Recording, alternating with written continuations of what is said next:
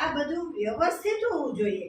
અને court bank, હું તો જીઈબીમાં આ વસ્તુ કરીને આવી છું. 22 વર્ષ વણાકબોરી પાવર સ્ટેશનમાં ચીફ એન્જિનિયરનું સન્માન કોણ કરે, એડિશનલ સીઈનું કોણ કરે, 7 એસી હતા એસીનું સન્માન કોણ કરે, પછી કોઈ સારા છોકરાઓનું ઇનામ આપવાનું હોય સારા ટકાનું તો એનું કોણ કરે, મોટો એક્સિડન્ટ થયો હોય ને એમાંથી લોકોને બચાવ્યા હોય તો એ ડૉક્ટરોનું સન્માન કોણ કરે.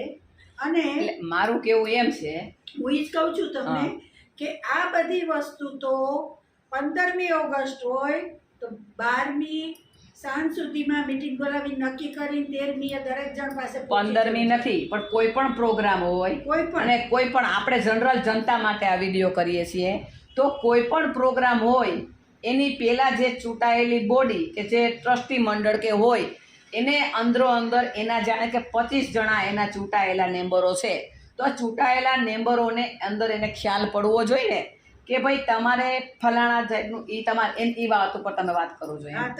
એટલે એ લેખિત જાણ કરવી જોઈએ કે મૌખિક જાણ કરવાની હોય? નહીં, બને ત્યાં સુધી આ નક્કી કરનાર વ્યક્તિ પાસે રજિસ્ટરમાં નામ હોવું જોઈએ કે ધર્મિષ્ઠાબેન આનું સન્માન કરશે, માનનીય પટેલ સાહેબ આનું સન્માન કરશે, કે બી સંઘવી સાહેબ આનું, કે બી સંઘવી સાહેબનું આ વ્યક્તિ સન્માન કરશે, આ બધું દમણી સાહેબનું આ સન્માન કરશે. આવું જો લખેલું નહીં હોય તો છેલ્લે ગોટા થાય અને સ્ટેજ ઉપર ફિયાસ્કો થાય. એટલે લખેલું હોવું જોઈએ, પ્લસ એ વ્યક્તિને કહેવું જોઈએ કે તમારે આનું સન્માન કરવાનું છે. એટલે જ્યારે સન્માન સમારોહ શબ્દ આવે ને ત્યારે બધા સજાગ થઈ જાય અને એ પોઝિશનમાં આવી જાય અને એને ખ્યાલ હોય. પછી સંઘવી સાહેબને ઓળખતા ન હોય ને આને ન ઓળખતા હોય ને એવું ન હોવું જોઈએ.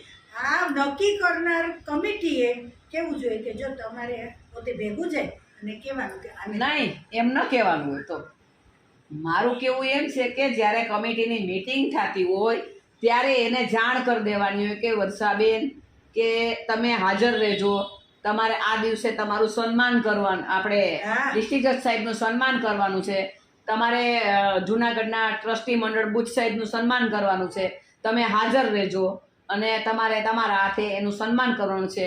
પડો છે એ તમે દેશો, ફૂલ છે એ ધર્મિષ્ઠાબેન દેશે. આ રીતે મીટિંગ થાય જ્યારે ત્યારે મીટિંગમાં જ એને કહી દેવાનું હોય.